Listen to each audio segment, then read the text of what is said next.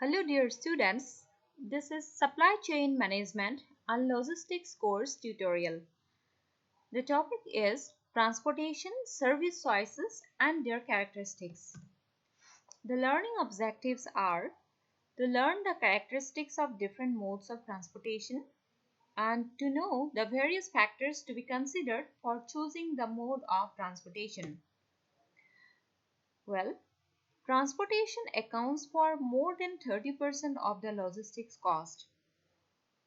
The operating efficiency is achievable through proper transportation planning and execution. And according to a FICCI report, in case of India, transportation almost account for 61% of the whole logistic cost.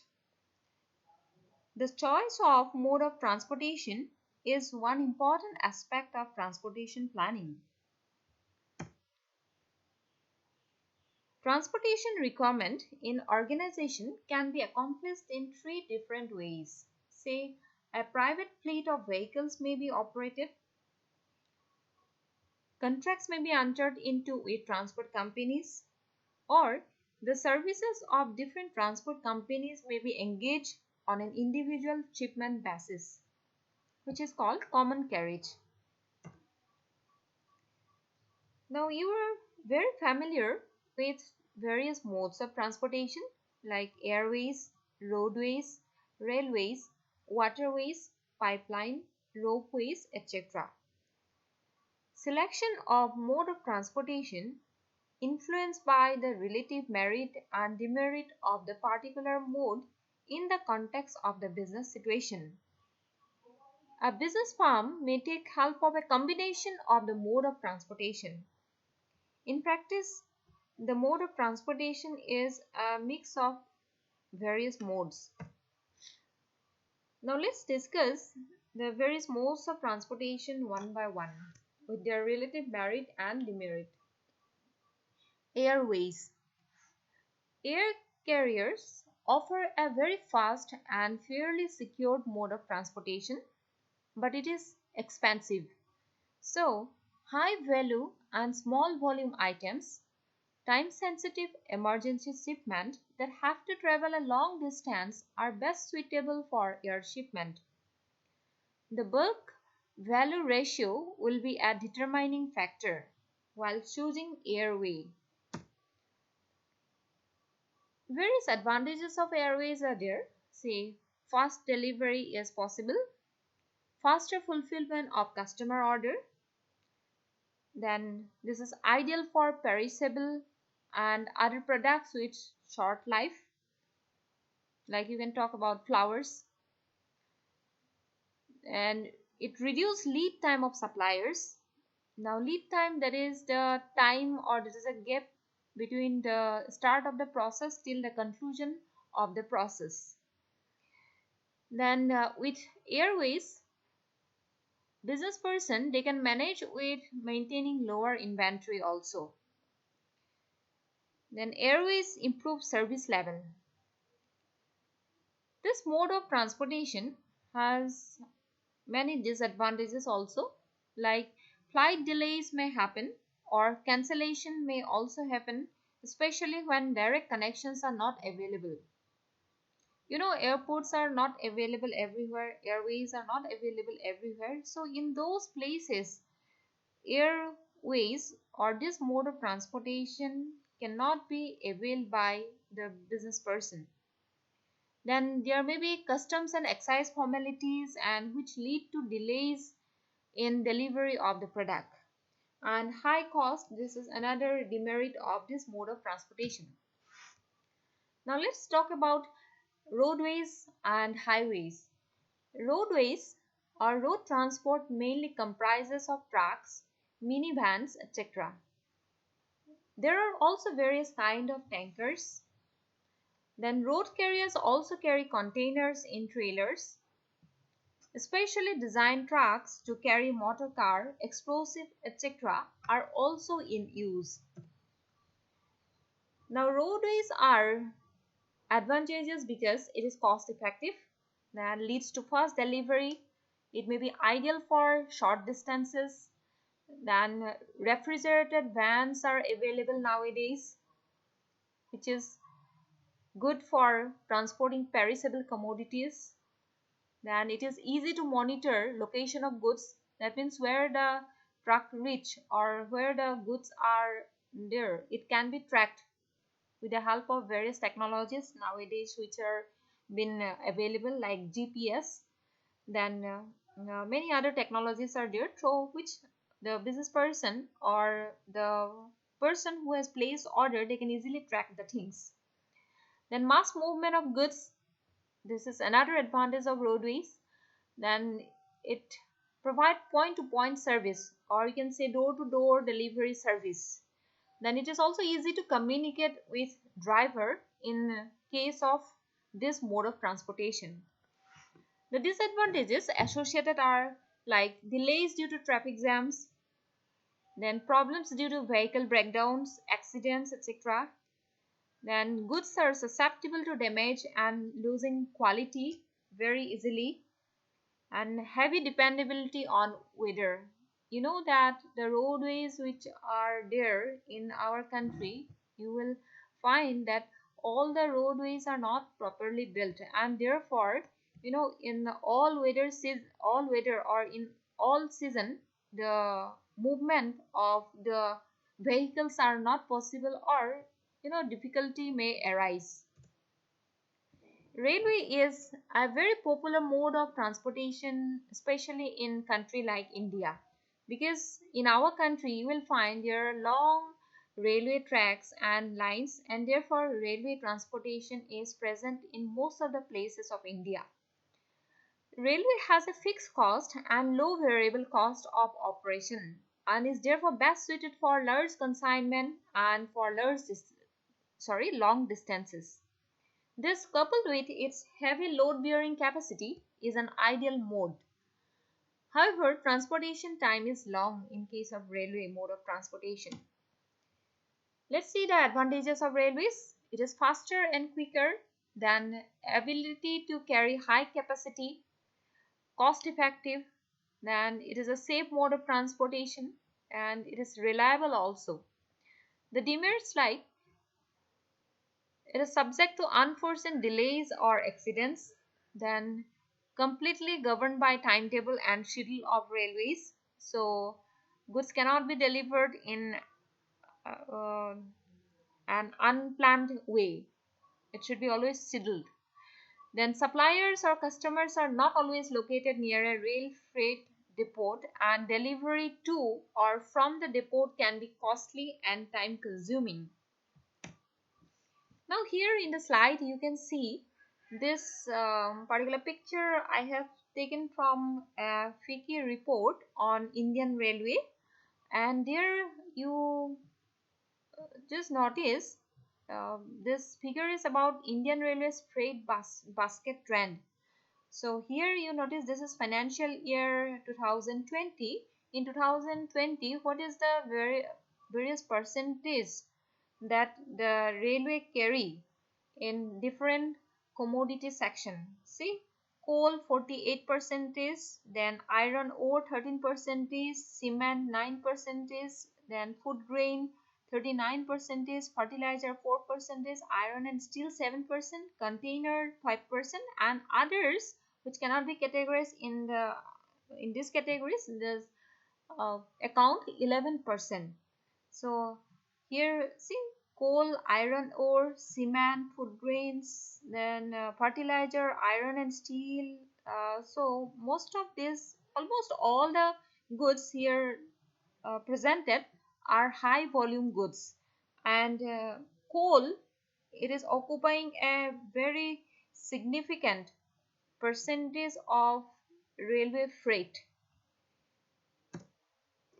Waterways, rivers, canals, sea are providing good opportunity for transportation because many of the waterways are naturally built. Waterways are suited for carrying very large loads at low cost. It is the slowest mode of transportation, and significant delays occur at ports and terminals. In global trade, water transport is the dominant mode of transportation.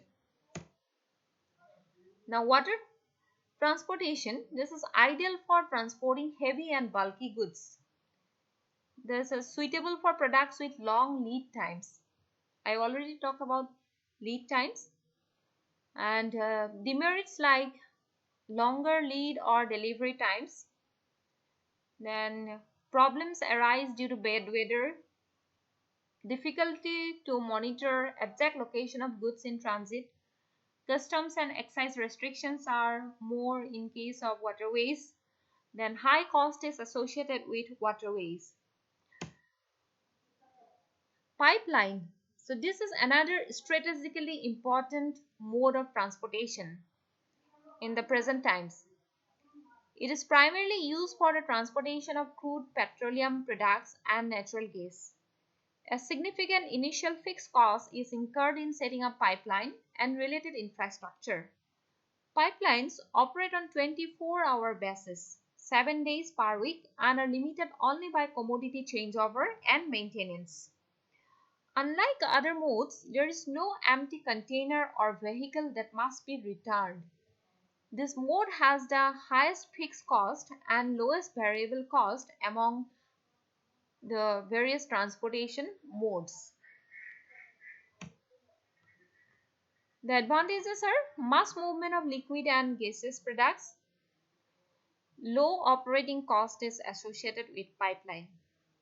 The disadvantages are limited applicability because other than liquid and gaseous products, other commodities cannot be transported through pipeline.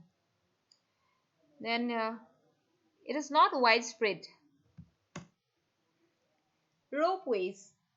So this is though not that much popular, but in those places where there are no other mode of transportation is feasible or no other transportation modes infrastructure is present, there ropeway can be a good alternative, especially for hilly and inaccessible areas.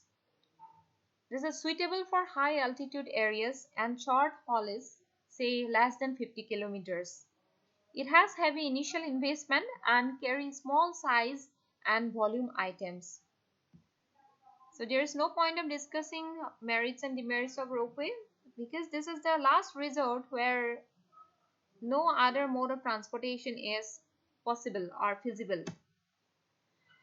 Now intermodal.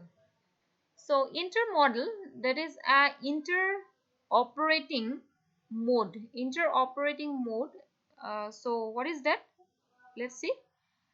It is the use of more than one mode of transportation to move a shipment to its destination.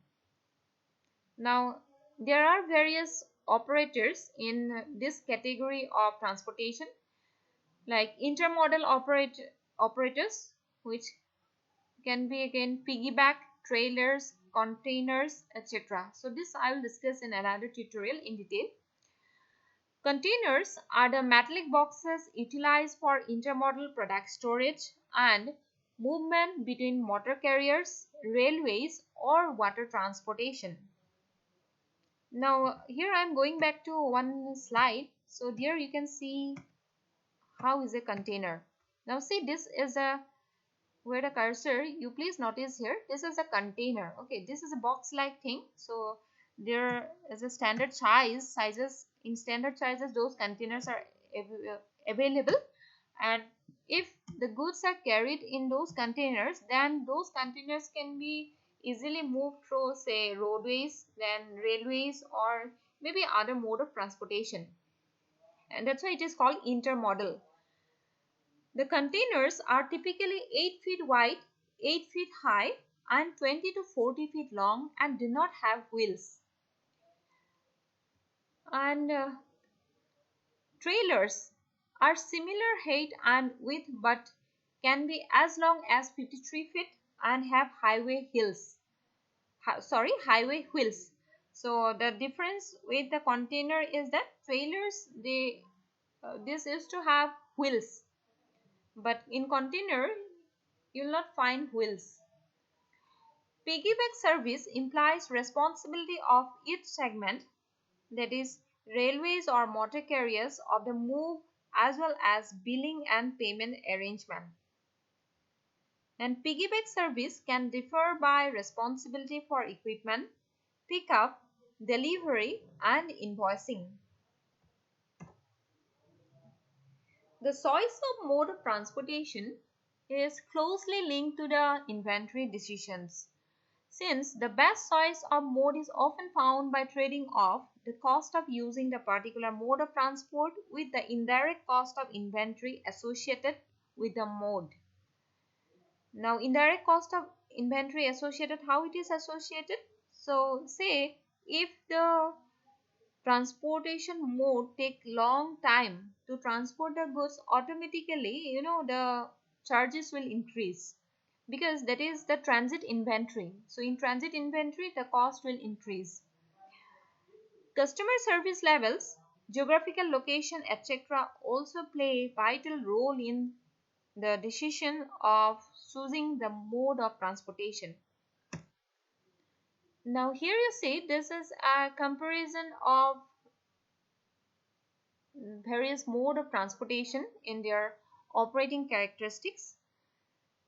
Now here you see overall waterway get the highest score, but if you compare this waterway with uh, say waterway with what, say if you compare with railway, then you will notice that in capability aspect railway is getting more score than waterways. But in case of dependability, waterway is getting more score.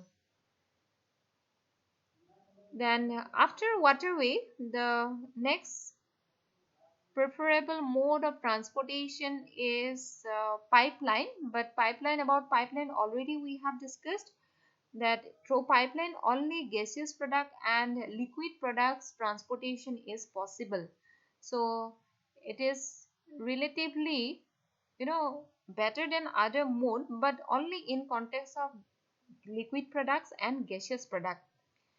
Now the third preferable mode is airway, uh, based on the overall score or based on a composite score.